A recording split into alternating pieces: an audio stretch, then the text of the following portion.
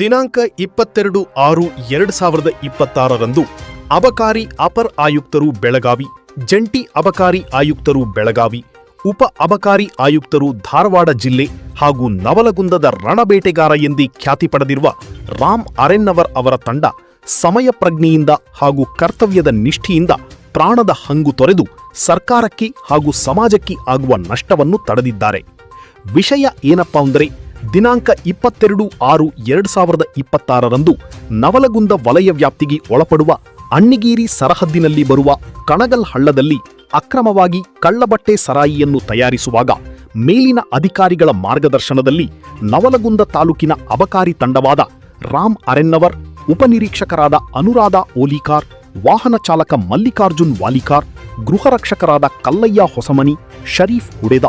ಎಲ್ಲರೂ ಸೇರಿ ಪ್ರಾಣದ ಹಂಗು ತೊರೆದು ಆರೋಪಿಗಳಾದ ಶೇಖರ್ ಹರಣಶಿಕಾರಿ ಹಾಗೂ ಸಾಗರ್ ವಿರೂಪಾಕ್ಷಪ್ಪ ಹರಣಶಿಕಾರಿ ಅವರನ್ನು ಬಂಧಿಸಿ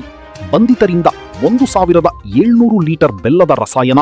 2 ಲೀಟರ್ ಕಳ್ಳಬಟ್ಟಿ, 30 ಕೆಜಿ ಬೆಲ್ಲ, 16 ಬ್ಯಾರಲ್ಗಳು, ಒಂದು HF ಹೋಂಡಾ ದ್ವಿಚಕ್ರ ವಾಹನವನ್ನು ವಶಪಡಿಸಿಕೊಂಡು ಬಂಧಿತ ಆರೋಪಿಗಳನ್ನು ಕಾನೂನು ಕ್ರಮ ಜರುಗಿಸಿ ನ್ಯಾಯಾಲಯಕ್ಕೆ ಒಪ್ಪಿಸಿದ್ದಾರೆ. ಆನಂದ್ ಬೆಳಗಲ, ಕರಾಳ ಸತ್ಯ ನ್ಯೂಸ್, ನವಲಗುಂದ.